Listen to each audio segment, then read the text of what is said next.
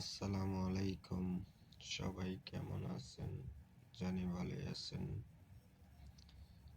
একটা নিউজ এসে কোনটা আমাদের পাকিস্তানের তেনে একটা জাহাজ আসছিল চট্টগ্রামে ভিড়ছে, কন্টেনার নামা দিয়েছে, কিছু সামান এসে ওগুলি দিয়ে গেছে।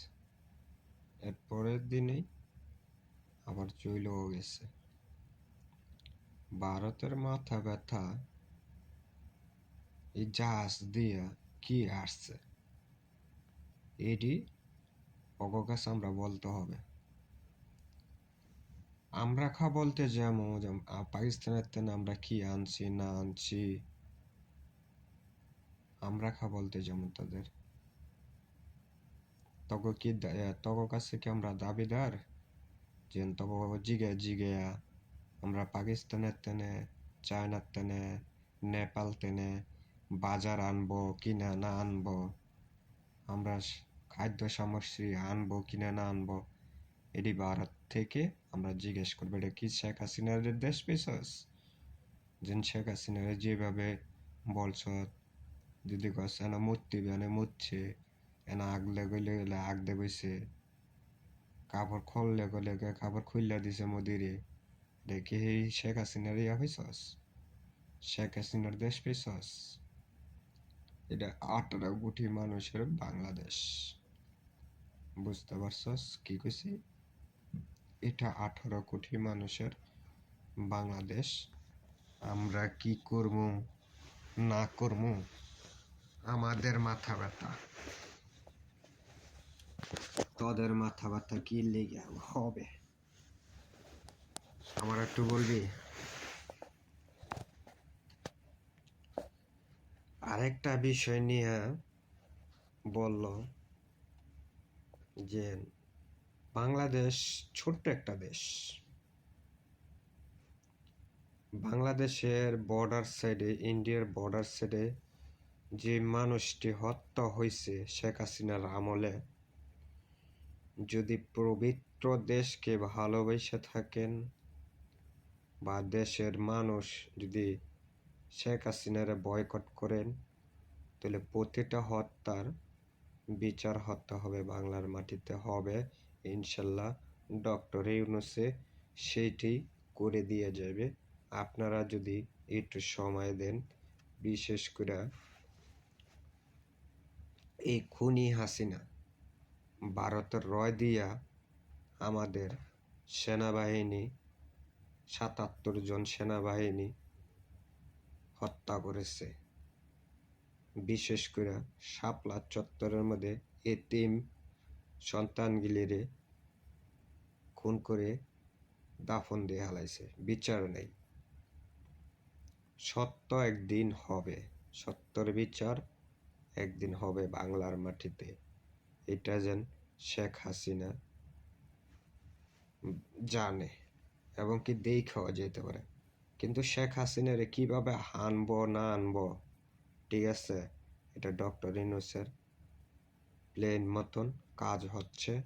আমরা যে কোনো মুহূর্তে ভারত থেকে শেখ হাসিনার আইন না বিচারের কাঠগড়ায় দাঁড় করাতে হবে। আয়নাগর, শেখ হাসিনার আয়নাগরের মধ্যে নিয়ে মৃত্যুদণ্ড, ফাঁসির রায় দেওয়া হোক। ফাঁসির দড়ি শেখ হাসিনার জন্য বাধ্য।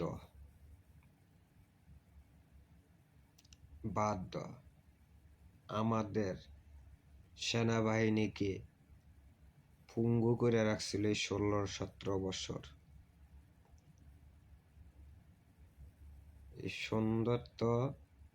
এই সুন্দর দেশটাকে, সেনাবাহিনীকে, আমাদের বিজিবি বাহিনীকে, বর্ডার সাইডে হাজার হাজার মানুষ মরছে, একটা কি করছে, বিচার করছে পতাকা বোর্ডক দেয়া, মামলা ডিসমিস। আমরা আর এই পতাকা বোর্ডকে চাই না, আর আমরা ভারতকেও চাই না। ভারত আমগো দুশ্মন, ভারত আমগো এখন বর্তমানে দুশ্মন। যদি আমাকে ভালোবাসার দরকার নেই, আমার দেশকে যারা ভালোবাসবেন তাদের জন্য এই মেসেজটা। আগে দেশ বাঁচান, ভারতকে বয়কট করেন। ভারত এখন হুমকি দিতেছে কলিকাতার তেনা বেলে একটা মিসাইল ছাড়ব, ঢাকা শহর বেলে উইরা যাবো গা।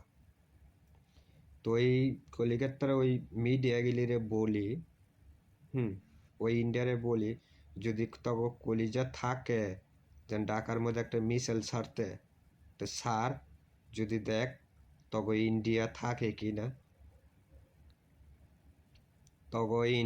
থাকে কিনা, দেখ যদি একটা মিসাইল ছাড়স বলছ 2 থেকে 2.5 মিনিটও লাগতো না, ঢাকা শহর বেলে উইরা যাবো রাজধানী। ভালো কথা। আমরা এমনি আঙ্গুল চষবো, হ্যাঁ, আমরা আঙ্গুল চষবো। বাংলাদেশের জনগণ আঙ্গুল চষবে, আর বাংলাদেশের সেনাবাহিনী, বিজিবির বাহিনী, নৌবাহিনী আঙ্গুল চষবো, হ্যাঁ, আঙ্গুল চষবো। যদি তখন ক্ষমতা থাকে কলিকাতা টিকে রাখতে পারবি, 7 স্টার টিকে রাখতে পারবি, যেদিন মনে করো একটা মিসাইল বাংলাদেশের উর্ফে তো উড়বো ভারত থেকে, তো সেদিন মনে কর, ঠিক আছে, সেনা এই বিজিবি কি আর এই কি, ঠিক আছে, কলিকাতাই কি আর এই 7 স্টার কি, পুরা প্রবলেম নিয়ে যাবো ভারত।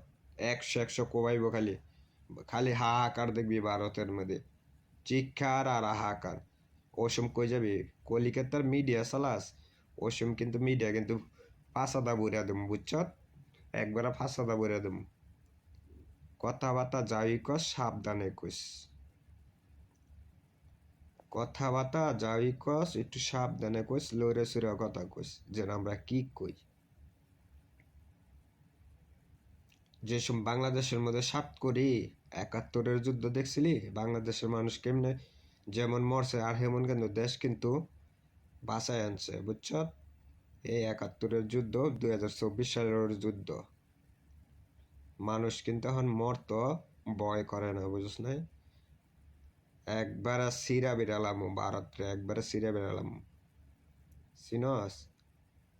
তুই কইস তো একটা মিছিল 2.5 মিনিট সময় দিম, আর আমি কইলাম 1.5 মিনিটের সময় নিতাম না, এরকম মিছিল ছাড়মু ভারতের মধ্যে, 1.5 মিনিটের সময় নিত না, 1.5 মিনিট, বুঝছ, 1.5 মিনিটের মধ্যে মিসাইল ছাড়মু, সময় নিত না, 1.5 মিনিট। কি কারে কি বুঝাস, আর কারে ভয় দেখাস। তখন মতন মিডিয়া, আর তখন মতন কলিকাতার কটা পশ্চিম বাংলার মিডিয়া সব, ঠিক আছে, এটি ভয় করে না ভারতরে, বুঝছ, ভারতরে ভয় করে না। ভারতের মনে কর একাজদা ধরবো চীনেরা, একদার ধরবো পাকিস্তান, একদার ধরবো আমরা, 3 সাইডে। এই তিনজনে 3 সাইড দিয়ে ধরলে ভারত থাকব, এইটা মনে করস। পাকিস্তানের বর্ডার পুরাটা পাকিস্তানের ট্যাকেল দিব, চীনের বর্ডার পুরাটা চীনের ট্যাকেল দিব, আর বাংলাদেশের যত কটা বর্ডার আসত চারিদিক দিয়ে, এই চারিদিক দিয়ে বাংলাদেশের এরা বর্ডার দিব। কই যাবি, বঙ্গোপসাগর নিয়ে হালাম, এটা জানোস,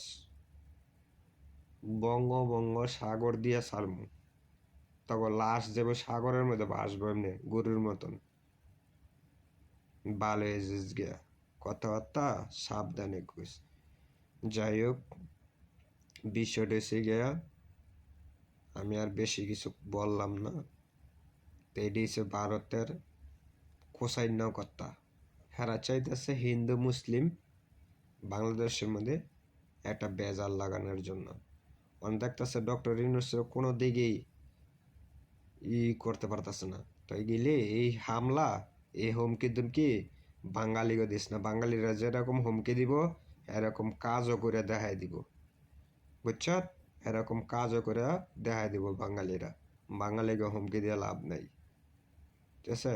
তোদের মতন, ঠিক আছে, গরু খায় আর ঘাস খায় বাঙালিরা জন্ম নেয়, বাঙালিরা ভাতও টিপ দেওয়া ভাত খায়, যেন ভাতটা ফুটছে কিনা, লবণ দেওয়া ভাত খায় না, টিপ দেওয়া ভাত খায়, বুঝছ।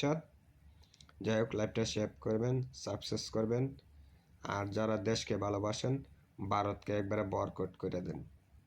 যারা দেশকে ভালোবাসবেন না, তো ওই দিনে মনে করেন ভারতের দালাল, বাংলাদেশের মধ্যে কিছু ভারতের দালাল আছে, আর আওয়ামী